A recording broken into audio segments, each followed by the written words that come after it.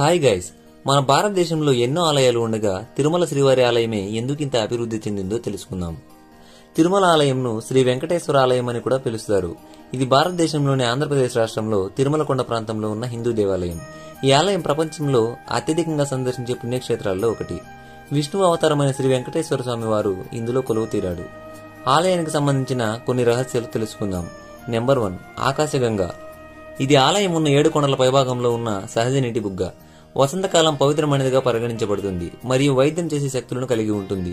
నీటి బుగ్గ నుండి ప్రవహించి ఆకాశగంగా తీర్థం అని పిలువబడుతుంది. నీరు ఎప్పుడూ ఎండిపోదు మరియు ఎప్పుడూ నిండి ఉంటుంది. దీనిని భక్తులు అద్భుతంగా భావిస్తారు. ఈ ఆలయానికి సంబంధించిన మరో రహస్యం ఏమిటంటే స్వయంగా వెలిసిన వెంకటేశ్వరుని విగ్రహం.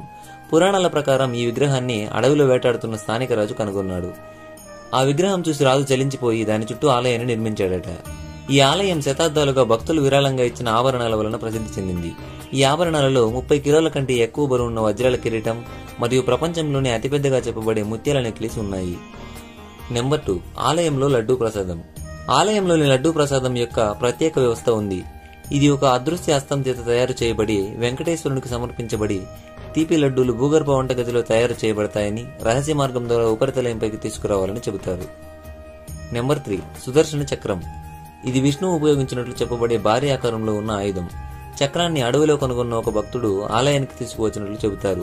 చక్రం వివిధ రోజులలో దాని రంగును మారుస్తుందని చెబుతారు మరియు కొంతమంది భక్తులు దీనికి వైద్యం చేసే శక్తులు ఉన్నాయని నమ్ముతారు.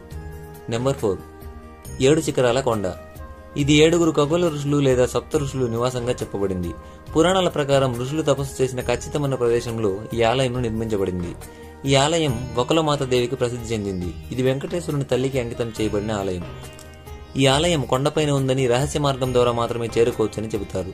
పురాణాల ప్రకారం ఈ ఆలయాన్ని తన తల్లికి నివాళిగా వెంకటేశ్వరుడు స్వయంగా నిర్మించాడట. నెంబర్ 5, కళ్యాణ కట్ట. ఇది ఒక చిన్న బలిపీఠం. ఇక్కడ వెంకటేశ్వరుడు తన భార్య అయిన పద్మావతిని వివాహం చేసుకున్నాడని చెబుతారు. ఈ బలిపీఠం కొండపై భాగంలో ఉందని మరియు ఒక రహస్య మార్గం ద్వారా మాత్రమే చేరుకోవచ్చని చెబుతారు. తిరుమల ఆలయానికి సంబంధించిన కొన్ని రహస్యాలు ఇవి. వీటిని చాలా మంది భక్తులు దైవంగా మరియు అద్భుతంగా విశ్వసిస్తారు.